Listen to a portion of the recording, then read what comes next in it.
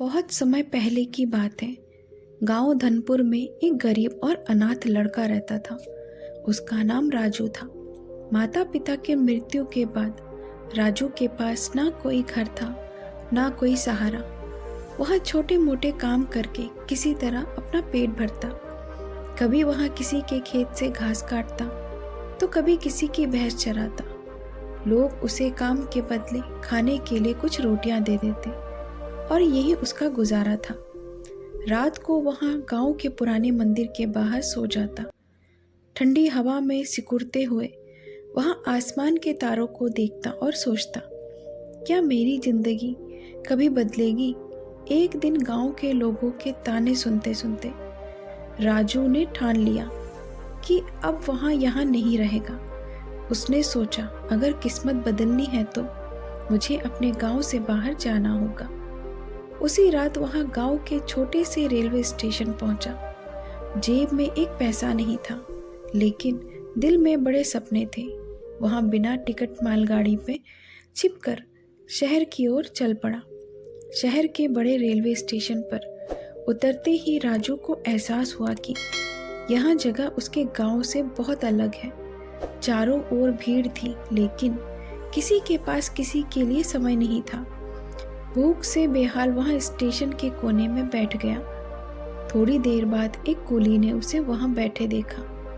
Coolie ने उसके पास आकर कहा, अरे बच्चे, यहाँ ऐसे क्यों बैठे हो? राजू ने धीरे धीरे अपनी कहानी कूली को बताई। कूली ने उसे सहानुभूति भरी नजरों से देखा और कहा, बेटा, इस शहर में कोई तुम्हें मुफ्त में कुछ नहीं देगा।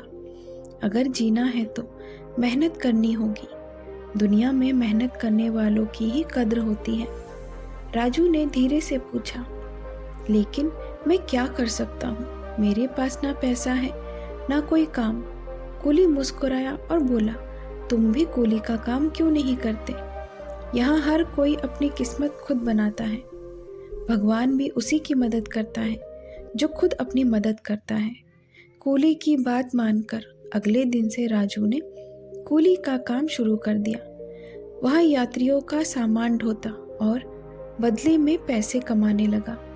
दिन भर काम करने के बाद वह रात को स्टेशन के एक कोने में सो जाता। ठंड और भूख अब भी थी, लेकिन उसके हौसले मजबूत थे। एक दिन एक ट्रेन से एक व्यापारी उतरा। वह सफेद धोती कुर्ता पहने हुए एक सम्मानित व्यक्ति लग रहा था। राजू ने दौड़कर उसके पास जाकर कहा, साहब, आपका सामान उठाऊं?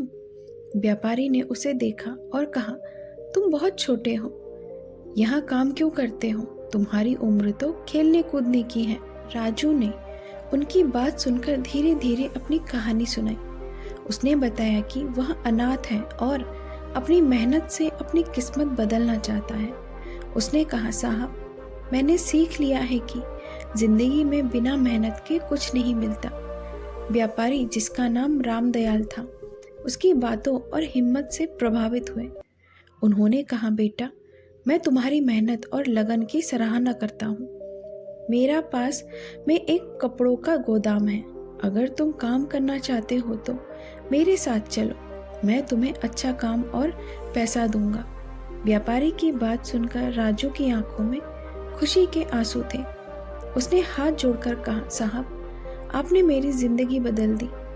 रामदयाल मुस्कुराए और बोले, यह तुम्हारी मेहनत का फल है बेटा।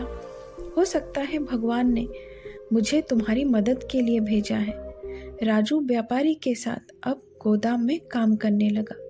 वह कपड़ों की पैकिंग करता, ग्राहकों से डील करता और हर काम ईमानदारी से करता।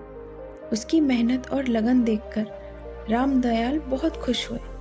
कुछ सालों में राजू ने गोदाम के हर काम में महारत हासिल कर ली। अब उसकी उम्र 25 साल की हो चुकी थी। उधर रामदयाल 60 साल के हो गए थे। एक दिन उन्होंने राजू से कहा, बेटा, अब तुम अपने काम में माहिर हो गए हो। अब समय आ गया है कि तुम खुद का व्यापार शुरू करो। मैं तुम्हारी मदद करूंगा।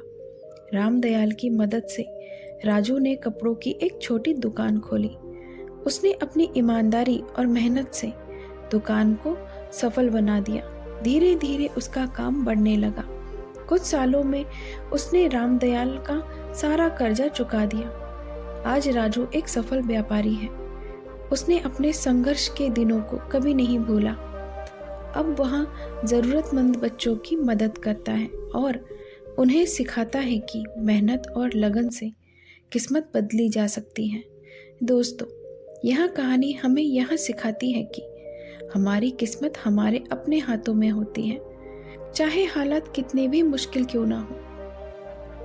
अगर हम मेहनत और ईमानदारी से अपने लक्ष्य की ओर बढ़े तो सफलता जरूर मिलती है। किस्मत बदलने के लिए भाग्य पर निर्भर रहना पर्याप्त नहीं है। भगवान भी उसी की मदद करता है जो खुद अपनी मदद करता है। राजू ने अपने जीवन के संघर्षों को न सिर्फ स्वीकार किया बल्कि उसने लड़ते हुए अपनी एक नई राह बनाई। दोस्तों, यह कहानी हमें यह भी समझाती है कि हर छोटे काम की इज्जत करनी चाहिए। हर बड़ी शुरुआत छोटे कदमों से होती है। ईमानदारी और लगन से किए गए काम का फल हमेशा अच्छा होता है। साथ ही सबसे महत्वपूर्ण बात, जब आपके जीवन में कोई सहारा ना हो तब भी अपने हौसले को टूटने ना दे। यही हौसला आपकी सबसे बड़ी ताकत बन सकती है। याद रखिए, आपकी मेहनत आपकी तकदीर का सबसे बड़ा हथियार है। दोस्तों, अगर यह कहानी आपको प्रेरणा देती है तो इसे लाइक और शेयर करना ना भूलें। साथ ही अपनी राय हमें कमेंट में ज़रूर बताएं और ऐसी ही और प्रेरणादायक कहानी सुनने के लिए हमारे चैनल को सब्सक्राइब करें। मिलते हैं अगले वीडियो में। तब तक के लिए अपना ख्याल रखें। नमो बुद्धाय।